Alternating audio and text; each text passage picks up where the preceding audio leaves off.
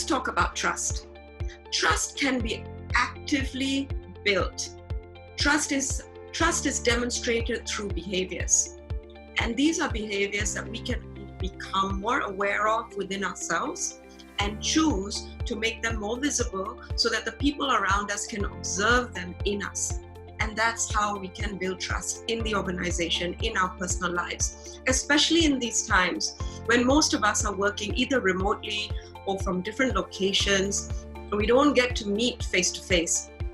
How do we go about really actively building trust?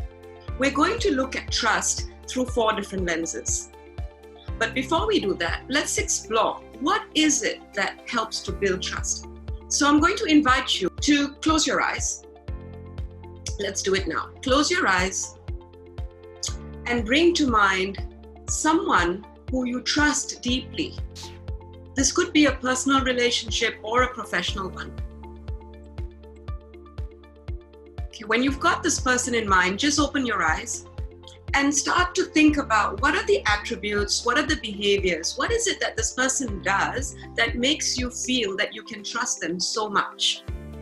So we asked around, and we've been asking this question a lot, and here are some of the examples of the behaviors and the attributes that build trust. So as you can see, there are so many things that build trust, and there's so many things that if they're not done and not seen, it breaks trust. What we realize is that what I might need to see in someone else to trust them may be very different from what others may need to see in me to trust me. We have our preferred ways of perceiving that we can trust someone. And because of this, we're going to split trust into 4 different lenses and look at them through each of the lenses. So the first one is called reliability. The second one is acceptance. The third one is openness. And the 4th one is congruence. So let's go and have a look at each of them in depth. Reliability. Reliability is like a solid oak tree with its roots planted deeply in the ground. And it's strong and it is tall. Reliability says, you can lean on me. Reliability is where you do what you say you will do. You keep your promises. You don't make promises that you can't keep. You meet deadlines. You are on time. You follow up and you follow through. You deliver on commitments. Let's look at it slightly more deeper. When you think about promises, a lot of us think that promises are only when we say the words, I promise. But promises are when you say yes. When you say yes to someone or to a request, what you're doing is making a promise. So with reliability, think about it as when someone gets you or asks you to do something and you say yes, you deliver. When you follow up, you don't just follow up, but you follow through. That's like, I sent you the documents. Great, but then did you call and check that they could open it? That's following through. Let me use an example from my family. My father was extremely reliable. When I was growing up, he would never make a promise until he was ready and he knew for sure that he'd be able to keep it. My father was always on time. He'd in fact be a couple of minutes early. The thing with reliability and with all these 4 levers is we tend to hold other people and we tend to hold the ones really strongly to others, the same ones that we find are very important or that they come to us very easily. So again, with the example of my dad, because he was always on time, he expected others to be on time. And when they weren't, then trust was broken. He'd be upset because he just couldn't understand why people would not respect his time the way he respected theirs. And that was the essence of reliability, the first of the 4 elements of trust. So come with me as we explore acceptance next. Acceptance. Acceptance is you're okay, I'm okay, we're okay as we are. We accept people for who they are. We don't judge or criticize or make others inferior. We don't put people down with technical jargon or deliberately using words, terminologies that we know would go above their head. We don't compare or contrast, and we don't make me better, them lesser, especially people with different values, people who are different from us. We honor the differences. Again, if I were to use a personal example, my mother, she is very accepting. So when I was growing up, there was nothing I could do wrong, and there was nothing I needed to be afraid of. I could tell her anything, and she would never judge me or criticize me. She would listen, and she would accept that whatever I did was okay, within reason, but she was listening and she was accepting. So again, to compare with my father, like I shared earlier, my father, he was extremely reliable, but not that accepting. If I did badly in school, I wouldn't run to him and share my results with him because I'd be afraid that he would judge or he would criticize. Acceptance is where whatever it is, I still accept you for who you are. Which brings another point, the last one in the list, which is delineate person from performance. Yes, you can comment and give feedback on the performance. You may sometimes even need to coach and criticize the performance, but that doesn't mean that you don't accept the human being just as they are. You see, when we judge others, we're judging them from their behaviors. Whereas when we judge ourselves from everything that's below the waterline in the iceberg. We're judging ourselves on our intentions, on our values, on the things that we think we are going to do, the intention, whereas we judge others on their behaviors. Different doesn't equal wrong. Different is just different. That's the essence of acceptance.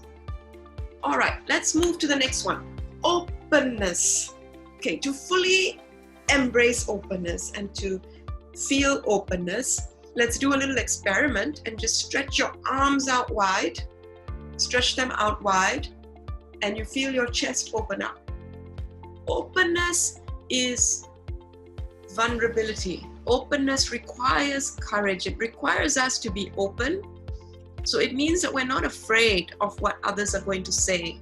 Openness allows our language to be open. We ask open-ended questions. We ask big open questions, not with the preconceived answer. We ask a question and we're open to whatever comes back. Openness is when we clarify our expectations. We make them open and we're clear. We don't criticize. We value the opinions of others. We really listen. We're willing to hear what they have to say. We're honest about our limitations. We are straightforward. We tell people what we think, how we feel, and what we believe. So that's the essence of openness. So far, you've already seen reliability, acceptance, and openness, and all of them are lenses from which we can look at trust. If you think of a jigsaw puzzle, these are 3 of the pieces. Next, we're going to look at the final piece, which is called congruence. Congruence. So congruence is a straight line. It's absolute internal alignment.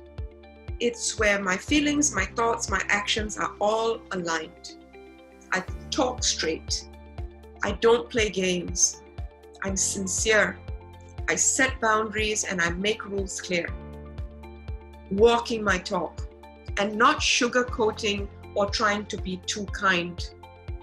So let's look at this deeper. When we say too kind, not to be too kind, I'm not suggesting that you are unkind. So congruence is about being able to be honest and be kind at the same time. So you can give an opinion, you can share a perspective, you can tell people how things are from your perspective without being unkind. Think of times when you've actually tried to coach and help someone, and the intention in you is truly to help them. That's the energy when you're not being too kind and you're not sugarcoating. You're giving them the honest truth and you're being kind about it without covering it up. The other thing about congruence is absolute sincerity. And this can be very visible, especially if you're face to face with someone and the body language and the words are not aligned. Have you ever seen someone who's saying something to you, but you can see from their body that they don't really believe in it from their facial expressions? So we've looked at all 4 of the elements of trust. The most important thing that we need to realize here is that trust is not just one or the other. We may have a preferred one, an automatic one that comes very naturally to us. And often the one that comes naturally to us, we expect that from others. But unless we make the conscious effort to build trust by showing all 4 elements of trust, then it's very difficult to build trust. Because again, we are all different.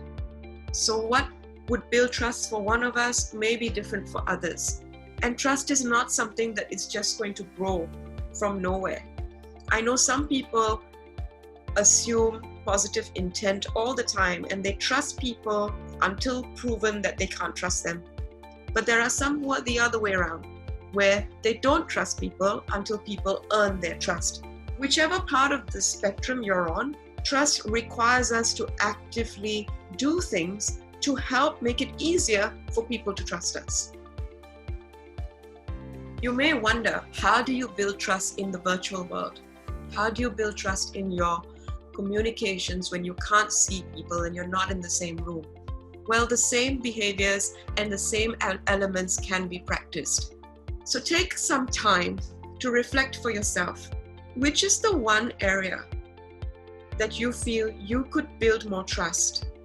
You could exhibit more of these qualities, you could exhibit more of these behaviors so that people around you can trust you more. And then also think about, how can you do this virtually? How can you do this even if you're not in the same room as people? How can you build trust with people if you're halfway around the world from them? We all have done this. We all know it's possible. It may take us shifting our mindsets and trying different ways, and sometimes it will take time and it will take effort. But if the intention is to build trust, then this is what we need to do.